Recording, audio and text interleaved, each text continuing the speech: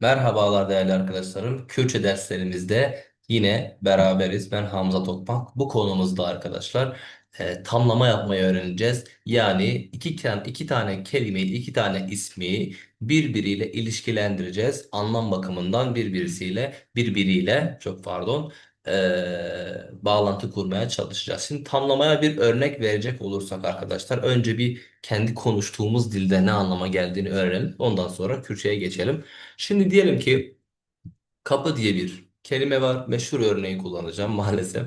Kapı diye bir kelimemiz var. Bir de kapının arkadaşlar neyi olsun? Kolu olsun.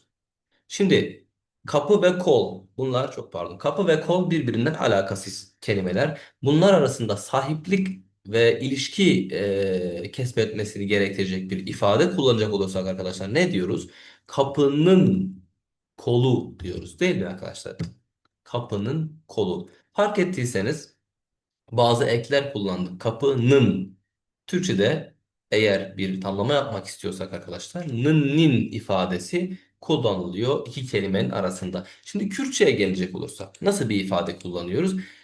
Türkçe'de kelimelerin cinsiyeti olmadığı için biraz farklı arkadaşlar. Kürtçenin tamlama olayı. Kelimelerin cinsiyeti var. Bunu umarım biliyorsunuzdur. Bilmiyorsanız da burada sizlere bir müjdem olsun arkadaşlar. Kelimelerin cinsiyeti vardır. Eril dişil şeklinde. Şimdi eril bir kelimeyi veya dişi bir kelimeyi nasıl tamlama yapacağız? Önce dişiden başlayalım arkadaşlar. Eğer bir kelime dişi ise mesela burada bir örnek vermiş. Met. Met arkadaşlar hala anlamına geliyor.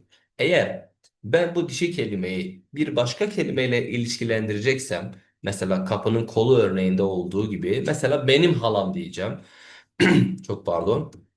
Mın benim demek arkadaşlar.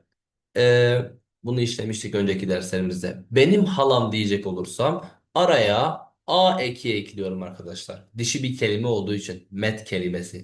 Beni ilgilendiren arkadaşlar met kelimesidir. Onun cinsiyetine bakıyorum. Fark ettiyseniz burada yine yazmış. Metamın benim halam araya o a harfini ekliyoruz dişi olduğu için.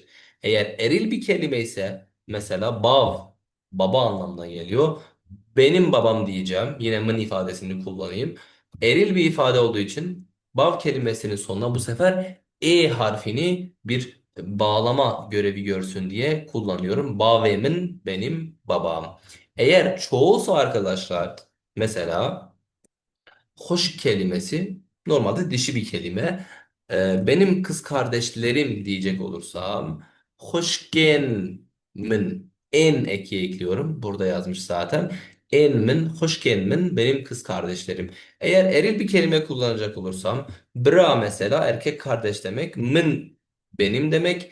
Benim erkek kardeşlerim diyecek olursam arkadaşlar en ekini yine kullanıyorum. Arabiye kaynaştırma eki iki ünlü yanına gelmesin diye. Brian Min. Fark ettiyseniz dişilerde A, erillerde E, çoğulda fark etmeksizin en ekini kullanıyorum. Nerede?